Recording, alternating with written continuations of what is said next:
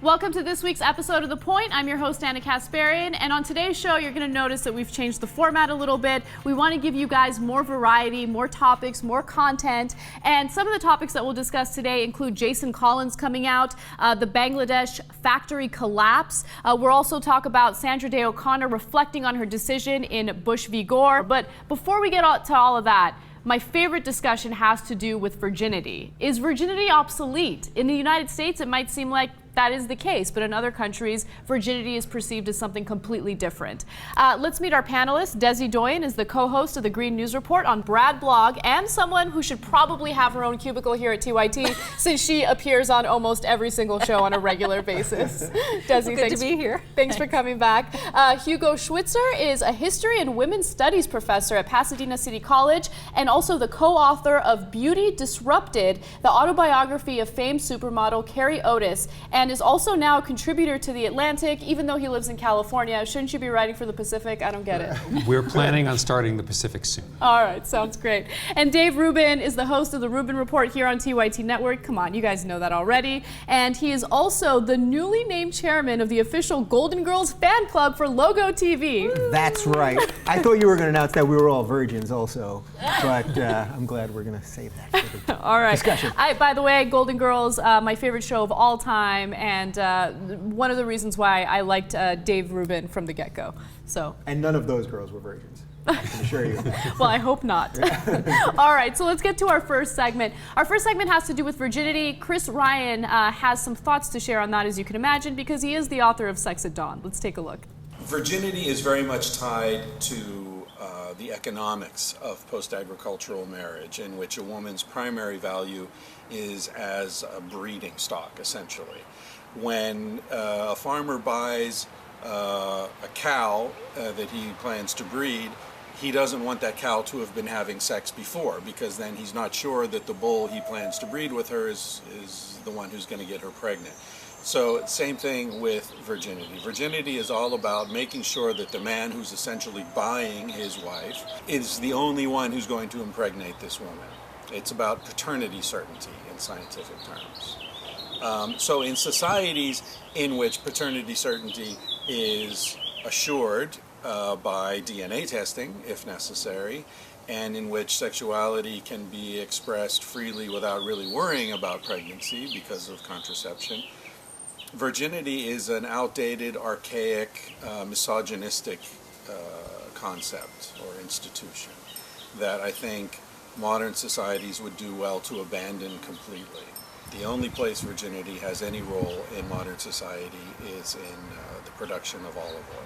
All right, lots of great points made in that, and I love the comparison of women to cattle. You know what I mean? Because it kind of shows you how ridiculous the emphasis on virginity is. And of course, here in the United States, things are changing significantly. But I would like to note that if you look at the perception of virginity across cultures, you'll see that things differ. In Egypt, for instance, a woman was just forced to pay her ex-husband $7,500 because of the fact that she lied about her virginity when they got married. It turns out that she was married before she married him, and she lost her virginity in that relationship. And in Brazil, there was a very attractive young woman who auctioned off her virginity, and the highest bidder offered $900,000. So it's kind of incredible when you look at this and you see how many men out there really value the hymen. Now, Hugo, I want to talk to you about this. Do you think that Chris Ryan is right? Do you think that virginity should be obsolete?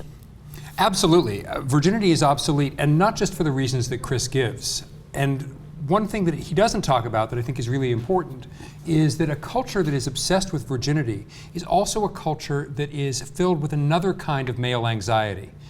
Chris named paternity certainty, but there's also performance anxiety. If your wife or your girlfriend is a virgin, you are guaranteed that she's not going to compare you to another man. The more men that she's been with, the greater the anxiety that you will not rate number one. And it's really less about, I think in the modern world, men's fear that their wife is going, or their girlfriend is going to have another man's child.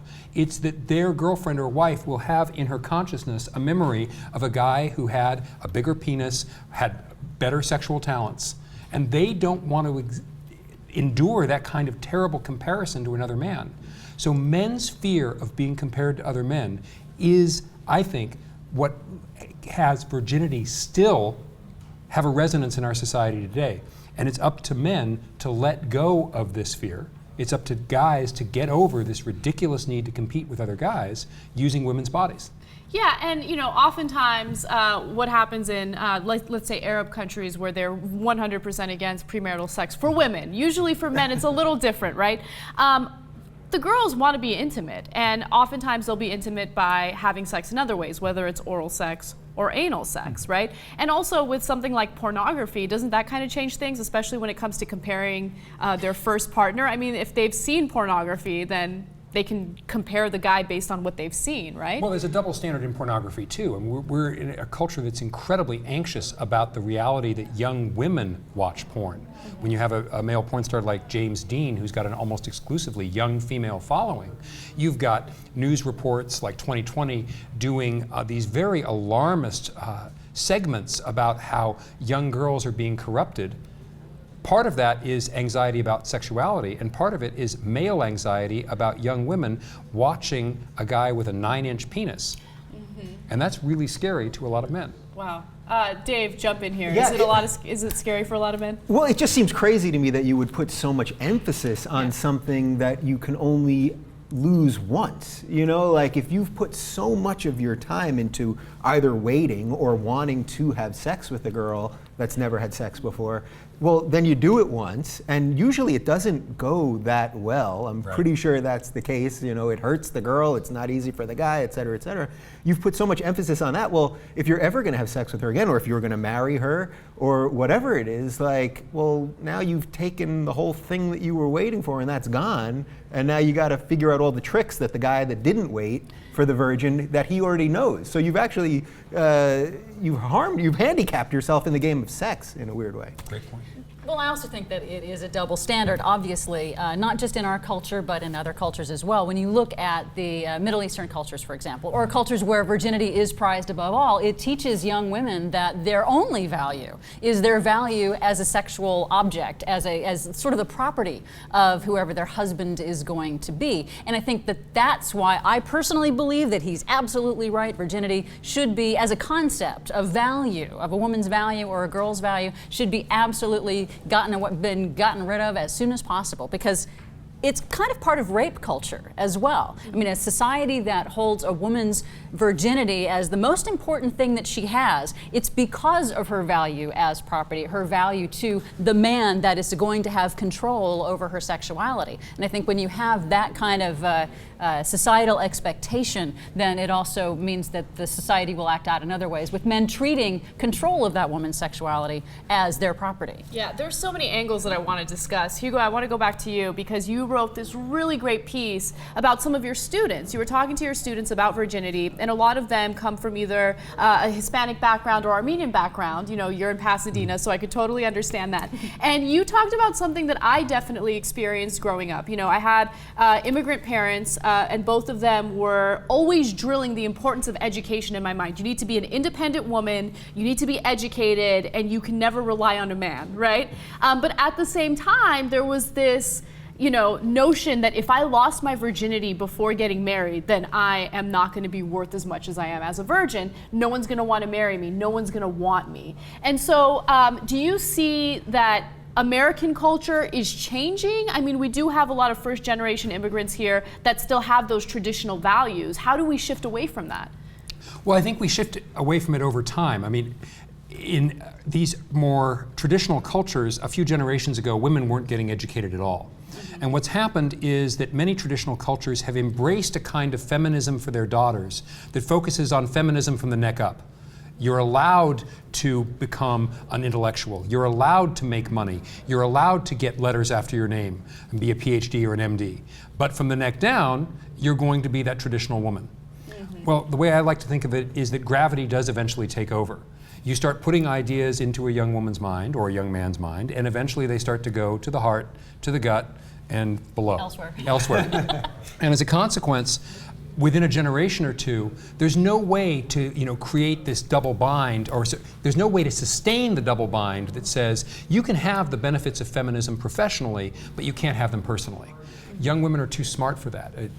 your life is an obvious case in point in terms of that. Not that we're talking about your virginity, but I think that it's really important to recognize that this is a stage through which we're passing, and it's an exciting stage, but it's an incredibly frustrating stage for young women who are still stuck with so many traditional values about their body, even as they're being given the opportunity to go to college, make money, and so forth. Right, and get married later, by the Right. way. So Yeah. women are getting married in like their 30s, and like, what are you supposed to do? Like, Yeah. not have sex until you're in your 30s? I think that you're putting yourself at a significant disadvantage if you do that. But anyway. Yeah, no, I mean, doesn't this just show, though, that men still run the show when it comes to most things? Because we've had this discussion now for a couple of minutes. No one brings up male virginity. I was just about No to one do cares that, about yes. that. Because there's no way of proving it, right? Like, men don't bleed when they have sex for the first time. And by the way, a lot of Not if women, they're doing it a lot right. of women who are virgins and do have sex for the first time don't bleed, Right. right? But we've already, for some reason, drilled into people's heads, like, if she's not bleeding on the sheets, that means that she is unchaste and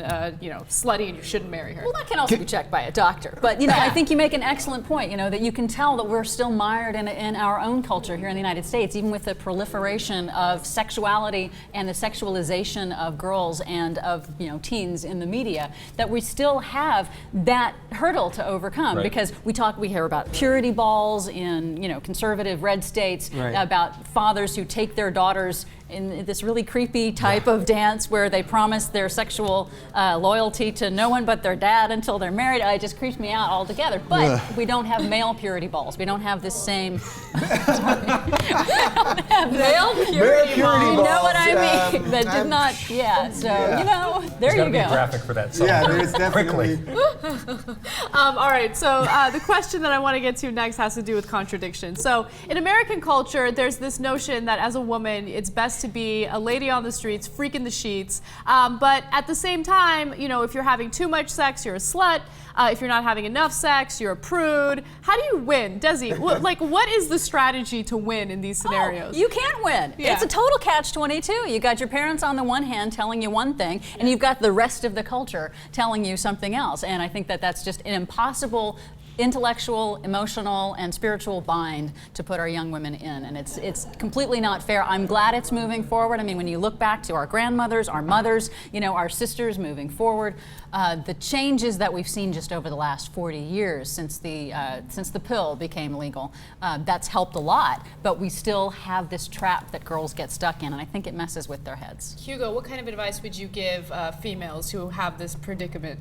Well, I think that one of the first things to do is to seek out allies, is to talk to other women who are in the same position, talk to guys who are sympathetic rather than just creepy, and to begin to try, at least in small groups, to break down that compartmentalization that this culture forces young women into living, where you live one life with your family, another life with your friends, another life with your boyfriend, another life professionally, and you try and be all things to all people, which is absolutely exhausting. It's the culture of perfectionism.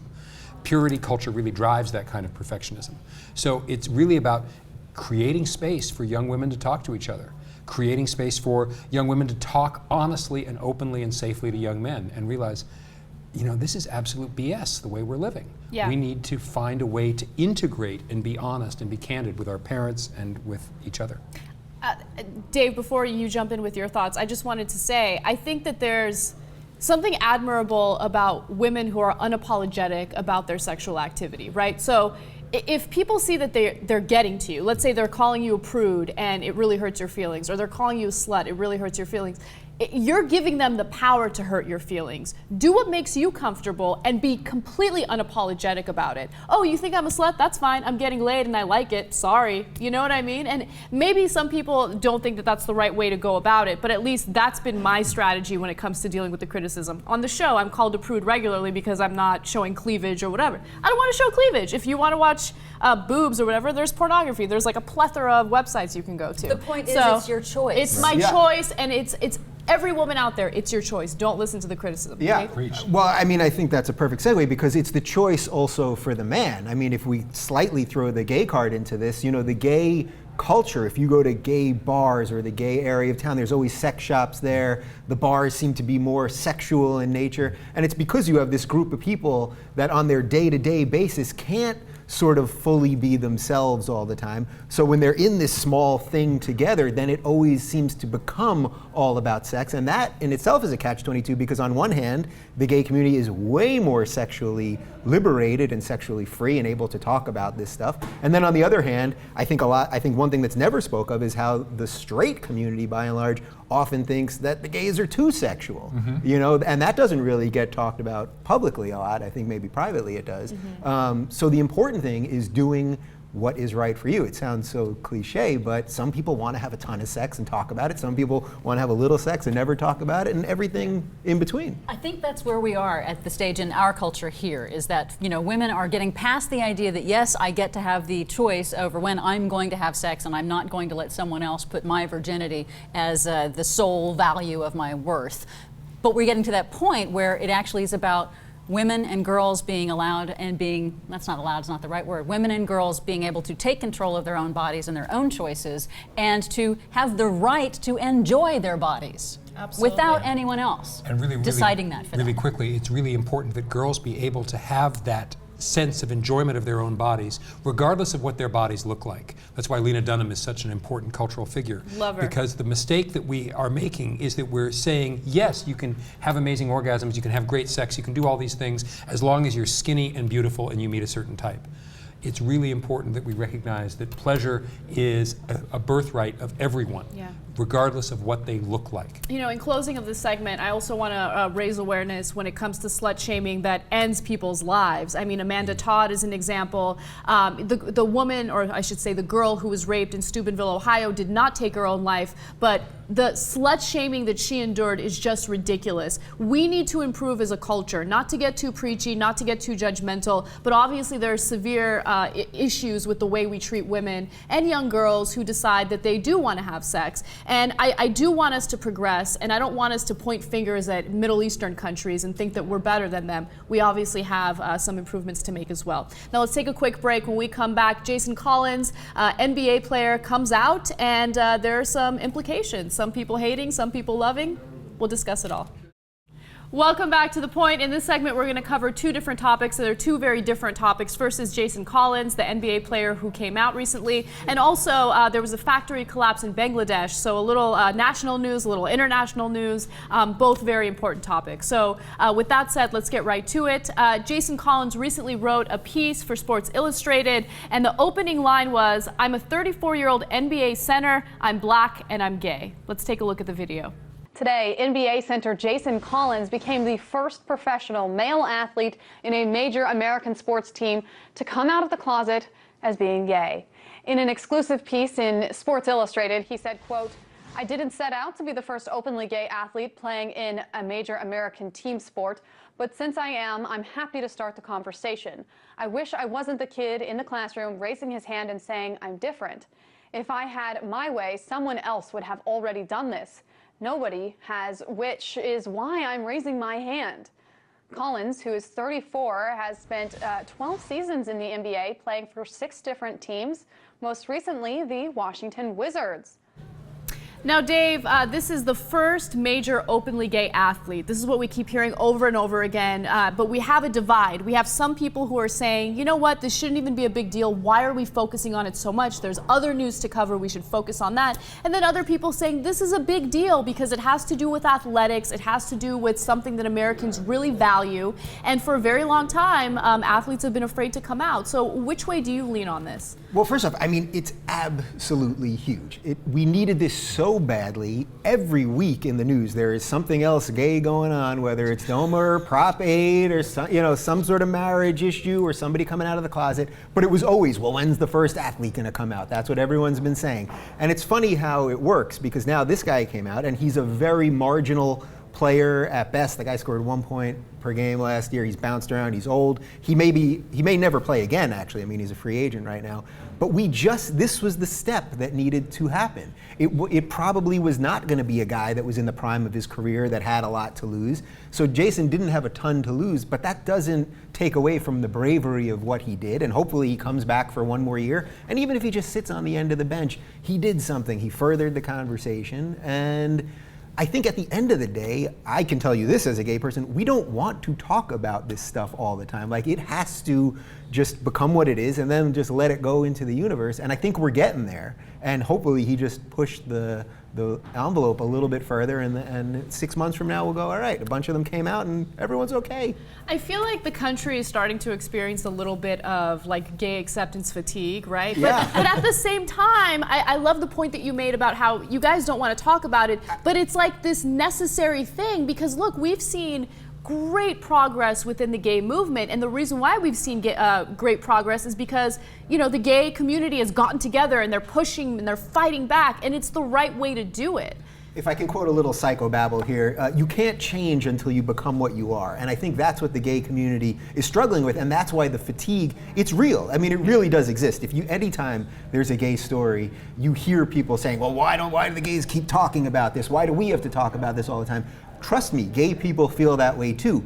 Give gay people equality, let there be an out athlete and an out news anchor and an out janitor, and then there'll be nothing to talk about, and then we'll all be okay. Yeah, I look forward to that day. Me that too. day when we don't really care anymore. It's like, oh, it's the first woman to do this. Oh, it's the first African American to do that. Oh, it's the first Asian to do blah, blah, blah.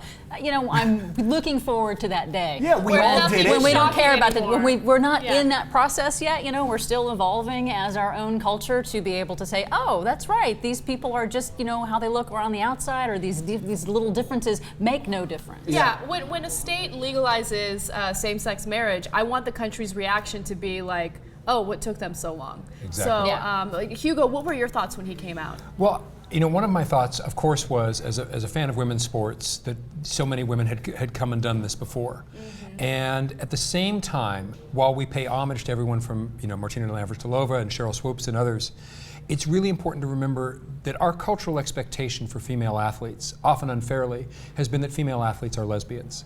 Our cultural expectation for male athletes is that they're not gay.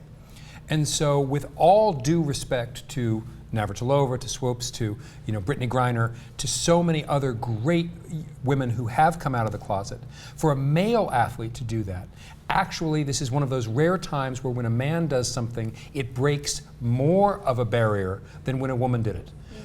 Because while there is a lot of stigma against lesbians in sports, there is also this expectation, a very unfair one, that female athletes will be lesbians. For a man to do this in a very macho world that is so, you know, revoltingly historically intolerant of gayness, this is huge. This is revolutionary. It does matter. Desi, I haven't forgotten about you. I'm going to get to you in a second, but I have to ask Dave one more question, Yeah. right? Okay, so Can we put professional gay on my chyron? Because Chief then gay it might, correspondent? chief gay, yeah, exactly.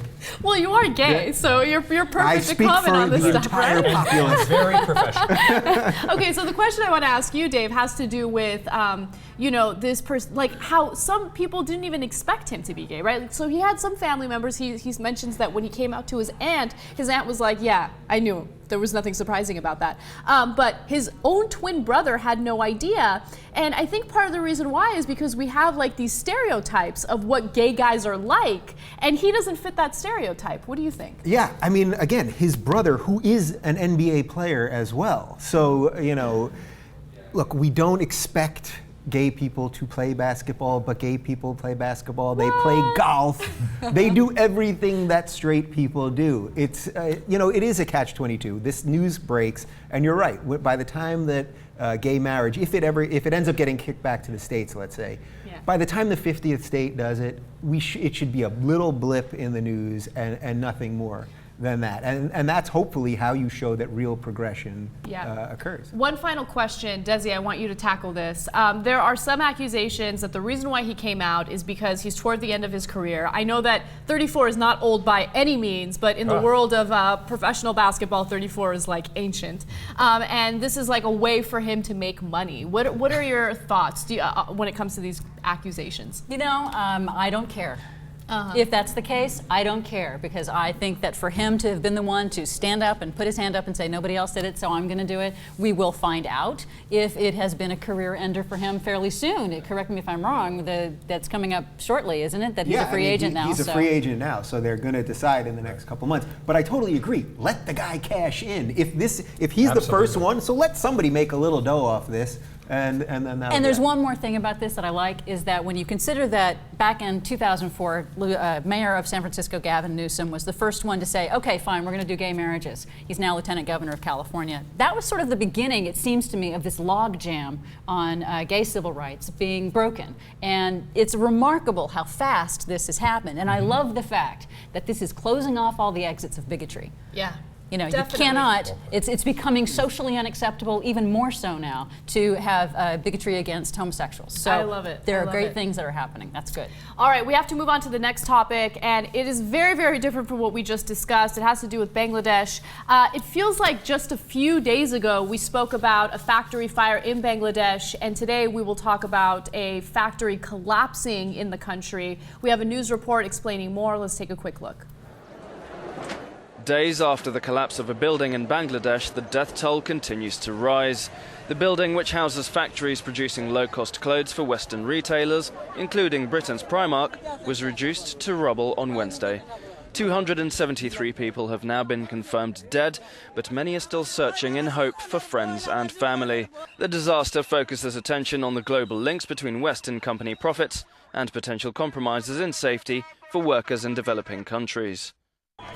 Now, just to give you some more details on this story, the death toll is now over 400 people, and this is the second huge industrial accident in Bangladesh in the past 6 months. So my question goes to Desi. I mean, is this finally the tipping point? Are we going to change anything? Or, I mean, I say we, and I don't mean Americans. Consumers sure can change something, but is Bangladesh going to change something when it comes to worker safety? I hope that they do. I don't see that there's going to be a whole lot of opportunity for Bangladesh itself to change their working conditions, their wages, their low. You know, that right now they're the second largest provider of clothing for Western culture, for Western brands, and I just don't see that being something that they have the infrastructure and the economy in place to increase the wages and working conditions for their people, you know, and I don't think that Americans, unfortunately, are going to say much about this either. You know, we saw with the Foxconn factory issues for the iPhone manufacturing, with the huge outpouring, the huge groundswell of American public sentiment helped to change that a little bit, but not a whole lot. And even though Americans may know that people are dying to give them cheap clothes, you know, there's not really a whole lot that I think Americans can do or even want to do about this. They like cheap clothes. You know, what's incredible is when you really delve into the details of the story, you see a lack of regulation. Now, Yes. in this specific instance, Sohel Rana, the person who owned that plaza, built it on swampland. He received a permit to build it, but he was told it could only be 5 stories. However, he built an 8-story building, and he faced absolutely no consequences as a result of that until after this situation occurred. And now he might be facing murder charges, which I think makes all the sense in the world. I mean, what do you guys think about it, Hugo? Should he face murder charges? Should he get the death penalty? What are your thoughts? Well, yeah, I'm not going to wade into the question of the death penalty, but absolutely murder charges in terms of these appalling risks that he took with his workers. But again, I think that we have to be careful to recognize our own complicity in this too. That obviously, you know, there are degrees of complicity, and someone who deliberately violates a permit for the sake of profit is different from someone who wants a cheap shirt at Walmart. But we're all part and connected to that system. And we need to do a better job. Those of us who work in the media or teach or write need to do a better job making clear what that connection is and beginning to offer alternatives, concrete alternatives to the current system, so that there can be some method by which getting the right, you know, label on something that this was made ethically becomes affordable but also hot. How do we make it affordable, though? Because when you consider the economy and you consider the popularity of mega stores like Walmart, I mean, how do you look at the American consumer and tell them, like, hey, you know what, your wages have been stagnant, you're barely getting by, you're living paycheck to paycheck, now you have to be concerned about where your clothing is being made? Dave. I'm not even sure that this has to do with the affordability thing. I think this is partly because the news cycle is so quick. I mean, think about this. The shooting happened in Newtown, and we could not get gun control passed. You know, it failed miserably, and that was absolutely huge and happened here in America. Right. So this happened in Bangladesh. Things go so quickly that next week, unfortunately, you know, we can all talk about this story, but the story will just disappear. look, if something like this happens in the United States, and then we really get the images of Americans dying and whatever, then maybe this moves a little bit, but I just don't think we push things that seem like, even the Foxconn thing, which the iPhone is something that we all have. You know, it's not like some random shirt, you know, an unbranded shirt or something. This is something we all have, and that barely caused an outrage. Well, so I think this is something that did happen in the United States. About 100 years ago, the Triangle Shirtwaist Factory fire, you know, over 100 women were killed. We've outsourced those factory conditions. You know, for a period of time there was unions, there was some strength, there were wages and working conditions, improvements made, and now we've since outsourced those. And I don't think that it's really the affordability of clothes, it's the shareholder economy.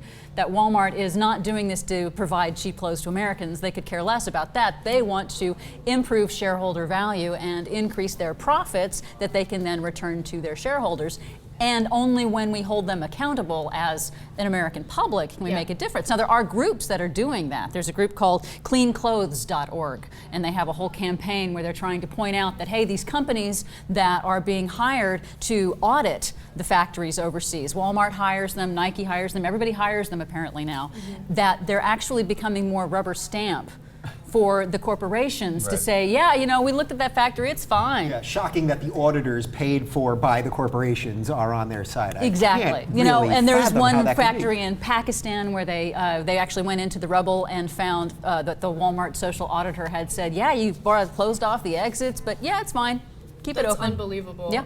And okay, so just closing statement on this. You know, let me just jump in when it comes to affordability, because I think that that is an issue.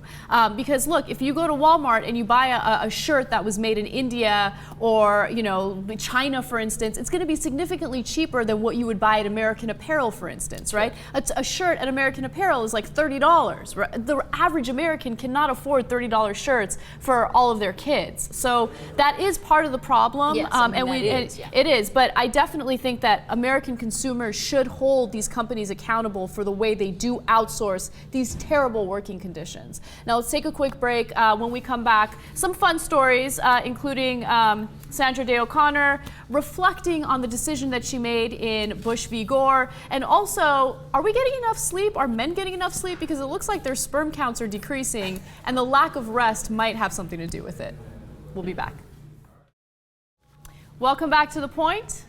Sandra Day O'Connor was the deciding vote in the case of Bush v. Gore. Now, if you guys can remember that was when the Supreme Court made the ruling that the recount in Florida was unconstitutional. Now, people were very upset about that, and here's what Sandra Day O'Connor had to say about it in 2012. There's been some suggestion, again by poll takers, that that trend down for the judicial branch began with the Bush-Gore decision. That was one that was widely talked about at the time, as you know, and involved the public in a presidential election. And that could be something that triggered public re-examination. Do you think people thought it was too political, or the court had become too political? Is that? I'm not sure, but I suppose that's part of it, yes. And of course, anytime you're deciding a case involving a presidential election, it's awfully close to politics. All right, as I mentioned, that was in 2012, but recently she was quoted in the Chicago Tribune editorial board basically saying that the decision probably added to the problem by taking up the case over the disputed Florida recount, and that the justice's role in deciding the election gave the court a less than perfect reputation. Now, Desi, tell me what you think about it. I mean, I think it was probably one of the most controversial Supreme Court decisions, aside from things like Citizens United, of course, that the Supreme Court ever made. Oh, easily, easily changed the course of world history, you know, when you think about it. And I find that I'm glad that she is coming out and saying this now. You know, better late than never, and honesty is always appreciated, I suppose, but you can see what an unusual decision it was, and I believe that she knew what she was doing at the time. as to why she decided to set aside her jurisprudence and go ahead and decide that this was an appropriate case for them to take, and to decide on stopping the recount. You know, these are mind-blowing decisions that the Supreme Court doesn't even cite now. They've actually, you know, made it explicit in that decision, you know, this is not going to be applying to anything else. So they knew what they were doing at the time. And you can tell that Scalia hasn't come out at all and said that. In fact, when he's asked about it, he tells people to get over it. He does, right. So my question is, does this make Sandra Day O'Connor any better than Scalia? Because now that she is retired and now that she has absolutely no influence at all, like, she's saying, maybe it wasn't the best decision. No, I think she's having a little buyer's remorse as to how history will look at the decision and look at how she made her decision in this. This is beyond the most cynical, ridiculous thing ever. I mean, this is beyond. I mean, this is really, I'm struggling with the words because it's just, it's just crazy. They made a decision that they, as Desi is saying, that they said this will never apply to anything else ever again. And she, you know, the reason that Supreme Court justices are in for life is so that they shouldn't be influenced by the public and be up for elections and all that. So if we can't trust that they are going to do what they think is truly right and not be influenced by politics and the public, then really our whole system of government has no hope. So I don't think this is helping her in the long term. I don't even really understand how they came to that conclusion, especially considering the fact that, you know, everyone knew that Florida had some issues when it came to the votes, right? Why can't we recount the votes? I don't understand why it was a problem. And then we end up electing well, I don't know if electing is the right word here, right? But the president ends up being Bush, who was a complete and utter disaster. There's no question about it. I mean, have you guys heard about the Bush Library? You know what I mean? It's incredible. Hugo, what do you think? Well, I think that it was really good that Sandra Day O'Connor brought this up, right, because we can use it in future Supreme Court confirmations. Will we, though? Well, I think certain people need to use it. I think certainly if we have good, strong progressives on the Senate Judiciary Committee, they can bring this up and say, look, even Sandra Day O'Connor has walked this back. We want to make sure that you are not going to, you know, obviously people obfuscate all the time in these hearings, but we want to make sure that you understand that there is now a historical consensus, or a building historical consensus, that this was one of the worst decisions, one of the most disastrous decisions in the entire history of the Supreme Court. And we want it on the record that we're repudiating it and we expect you not to be a part of it. What does it say when we have, you know, Supreme Court justices that are very defiant about this disastrous decision? Oh, I think it says that they know. They know what they were doing. They know. I think Scalia is absolutely clear about all of the aspects that he takes advantage of in his position. You know, he's got a lot of issues. But, you know, when she came out with this, when O'Connor came out with this, I think you could hear heads collectively explode all across the country as folks realize, you know, this is something that it would have been nice if she would have thought of this before. But since then, when you look at her as a linchpin in history, you know, being the deciding vote, how many things have come since then, and the decline of the reputation of the Supreme Court as more conservatives have been put onto the court after her. I mean, Alito has undone her legacy on so many major cases. Yeah, it's really sort of depressing that, you know, we have to have this come out now. Yeah, and you know, this does show how the judicial branch is not better than, or above, I should say, than the other branches of government, because everyone that works for the White House, a year after they resign or retire, they always write a book saying that basically everything that they did and every decision they made was BS. You know, oh, well, we didn't do that way and we did this. We need to expect and hope that the judicial branch will be above all that, but she's really this is her telling us that that's really not the case. So I guess maybe it's nice to hear it so we have a little insider view of what's going on, but it just shouldn't be how government operates.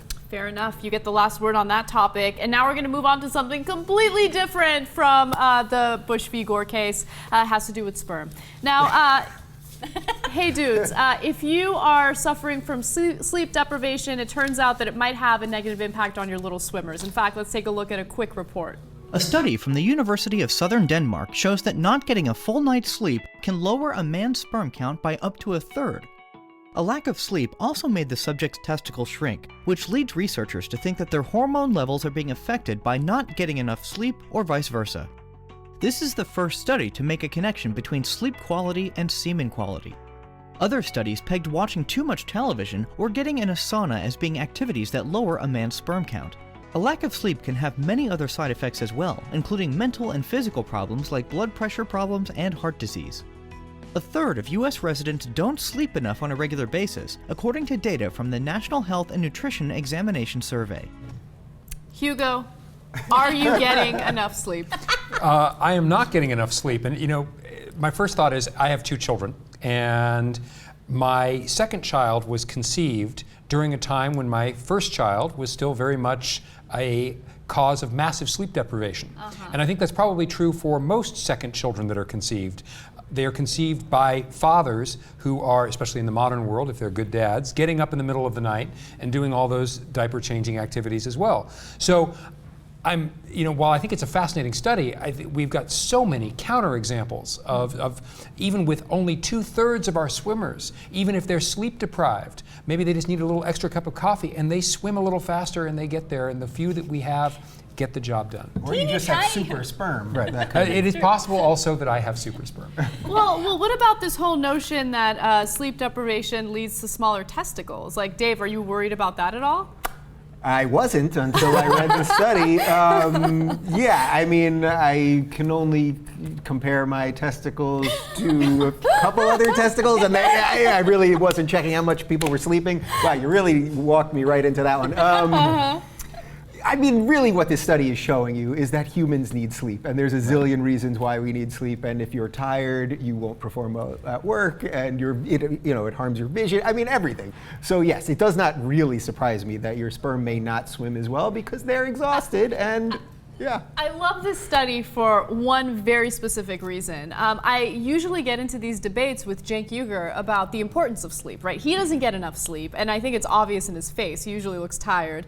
And he's okay, that was a needless insult, but he's constantly working. He's a workaholic. So I always tell him, like, look, it slows down your metabolism, and nothing speaks to him. He's like, yeah, whatever, I gotta work, sorry. But I think that this is the type of thing that would make guys, consider how much time they're sleeping and whether or not they're getting enough rest. Absolutely. I mean, if it helps to convince people who need to get more sleep that they should get more sleep, then absolutely, it's a good thing. But when you look at the methodology of this study, I don't know that it actually supports what they claim, especially not that headline that it says it totally kills your sperm. There's a correlation. They haven't established causation. They haven't established a mechanism for how lack of sleep does this. They don't have a baseline of having measured these things over a long period of time with the particular sample that they have, which was actually kind of small. It was only about 950 guys, and they only did a self-reporting survey of the last 4 weeks that they were not sleeping very well. So you don't know how far back this incident would have gone. You wouldn't know it going forward if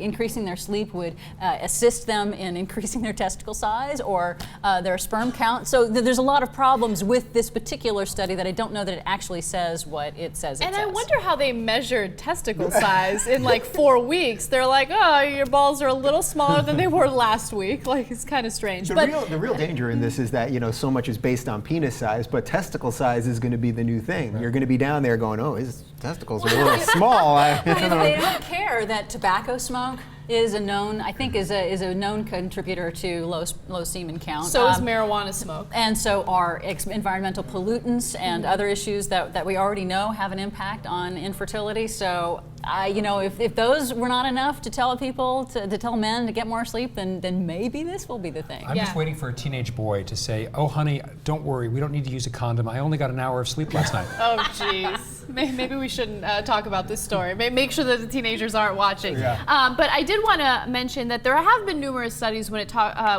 it comes to the impact of sleep deprivation, especially when it comes to metabolism. I always found that really interesting. It has an impact on your brain. That's the most obvious impact, especially when you wake up the next morning after sleeping an hour or two and you can't even think straight. Kind of like how I am right now. There is some credibility to these studies. I don't want to discount it completely, but I do love that you mentioned the methodology because there is an issue with the sample size, how long the study was done, and also self-reporting. Anytime there's self-reporting, I immediately get a little skeptical about it. So really quickly, how much sleep do you guys get? Desi? Not enough, that's for sure. But I don't have testicles, so I don't have to worry about it. Awesome. Hugo. Less and less as I get older. 2 kids. Yeah, I'd say like 7 or 8 hours, and, Oh my and goodness. I'm all right. Doesn't it You- say And something? And I feel good Okay. about my testicles. Yeah, I sleep 7 or 8 hours every night as well. Sleep is very important to me. But here's the thing. I think that this study has a lot to do with our culture, because we live in a very anti-rest culture, don't we? Yes. Where the majority of Americans will get some sort of vacation time, right? But they'll never take advantage of that vacation time. So is there a way that we can change that culture so we're a little more European, where we are more leisurely and enjoying our lives a little more? Desi? I wish that that I could think of a way to make that happen, other than people demanding more flexibility from their employers, because right now you have to work so hard in order to just for most people to make ends meet, that sleep is one of those low priority things, to get everything done that they have to get done just to get by. Yeah, and we also think that everything can be solved in pill form, which is why everyone is taking Lunesta and the rest of the pills that put you to sleep. We wonder why we can't sleep, and yet everyone drinks a giant Starbucks in the morning, 5-hour energy at 3, 6, and 9, and then they go, I can't sleep, I don't know why. Yeah. I'm looking at you, Hugo. Well, I would just like to point out too that yes, I drink a lot of coffee, and yes, I'm underslept. But also, one of the biggest issues, and I think a lot of married couples or people who are together would cop to this, is that we're not just distracted by work. We're distracted by our phones. We're distracted by media. And in my marriage, one thing we finally had to do was, once the kids are down, we work for an hour, or we play around on the internet for an hour, and come 10 o'clock p.m., the phones go off, the laptop closes, the TV is off. Because otherwise, that sounds horrible. it's terrifying. But after we've already watched all of the things that the Young Turks do, then we make sure that we power down. Because otherwise, there have been times where, and I'm going to admit this, but many other couples would admit this, we're both lying there in bed with our iPads, and our little, sitting there side by side, our faces illuminated by the light from the screen. That's not sexy. What kills people's sex lives isn't just lack of sleep or diminished sperm count. We're distracted by other things. It's technology. Interesting. All right, we got to take a quick break, but when we come back, a brand new segment for our show, Off Their Feed, where we take the most popular tweets and discuss them in 140 characters or less. Maybe. We'll be back. Welcome back to The Point. You know what time it is? It's time for a new segment. It's Off Their Feed, where we take the most popular tweets from the week and we discuss them in a very concise way. But I want to start off with Sarah Palin, because she's a clown and she's always fun to talk about. Sarah Palin tweeted the following: that White House Correspondents' Dinner was pathetic. The rest of America is out there working our asses off while DC ass clowns throw themselves a nerd prom. Sarah Palin, we all know you're not working your ass off. Also, were you at the White House Correspondents' Dinner? Desi, what do you have to say? Well, mine would be, oh look, stupid ass clown says stupid ass thing. Love it. Pretty much. Hugo. This is not a woman who will ever get invited to a nerd prom. That's so true. Great point. Pretty sure she would not have tweeted this had she been the vice president right now. So that kind of tells you all you need to know. Absolutely. And by the way, just to clarify, she was at the nerd prom 2 years ago. And of course, she made a fool out of herself there. And that's probably why she never got invited back. Saturday Night Live writer Alex Bays says, at least Tim Tebow finally got to experience a release. Of course, he's talking about Tim Tebow getting released from the Jets. I would say, I guess God is not his quarterback. Love it. Hugo. Well, there may be a career in porn, because he has the look for it, and possibly the enthusiasm. I'm gonna just let him. You know what? The guy needs a release. Let him have it. Very, very true. Glenn Greenwald says, Bradley Manning is off limits at San Francisco Gay Pride Parade, but corporate sleaze is embraced.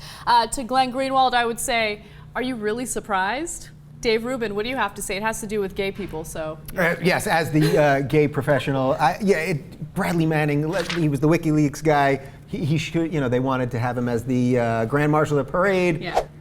He should have been. Simple as that. Really raises questions about how relevant gay pride parades are in this current environment. They've really seemed to become passé. Desi? Interesting. Well, one of the organizers said that mention of Bradley Manning will not be tolerated. So apparently tolerance will not be tolerated at the tolerance parade. Kind of incredible. Big boy of Outcast tweets, Georgia Governor Nathan Deal has refused to endorse one town's first ever integrated high school prom, saying he would rather not take sides on the issue. Well, to Nathan Deal, I would say that's pretty pathetic. You're on the wrong side of history. Desi? Also, not taking sides is the coward's way of taking sides. Definitely. He needs to deal with the 21st century. Oh, yeah, I was going to do something just like that. Don't vote for Deal. All right, I love it, I love it. And then finally, Mitch McConnell tweets a photo, and it says, at Barack Obama, at Eastwood, greetings from coal country, Hazard, Kentucky. All I have to say is, your pants are too short, you look creepy. Desi. I know, I only had, you can't do a physical tweet, but it's like, creepy. Well, you know, boy, this is an Ashley Judd campaign ad if I've ever seen one. Yeah, I mean, this is hilarious because, you know, Obama had joked about having to have a drink with Mitch McConnell. Does this picture help McConnell's case? Oh, yeah. I want to sit down with that guy and knock back a few brews. No, I wouldn't be surprised if he sat alone at a bar quite often. And you can always follow me on Twitter.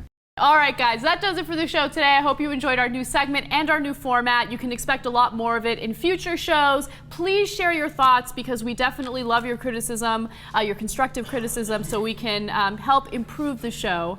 And we will see you guys next week. But before we do, let me thank our panelists. Desi Doyen, thank you so much for joining us again. Tell our audience where they can watch the Green News Report. Oh, they can hear the Green News Report at greennews.bradblog.com, our radio show, and follow me on Twitter at Green News Report. Hugo Schwitzer, please tell us more about your Atlantic writing. I love it. I just have started writing columns for The Atlantic, moving over from Jezebel.com. I'm still teaching at Pasadena City College, and you can follow me on Twitter at Hugo Schwitzer. All right, and Dave Rubin of the Dave Rubin Report. Yeah, well, I want to take Hugo's porn class over at Pasadena College. You can find me, www.youtube.com/Rubin Report. Notice I put the WW in there because, you know, people get confused. Yeah, just in case, right? Yeah. All right, I'm Anna Kasparian. Thank you for all of the reporters that made this show happen. We're glad that you guys posted those videos up on YouTube so we can use it for our show. I'll see you guys next week, and you can always catch me on youtube.com/TYT Live Monday through Friday from 6 to 8 p.m. Pacific time. See you next week.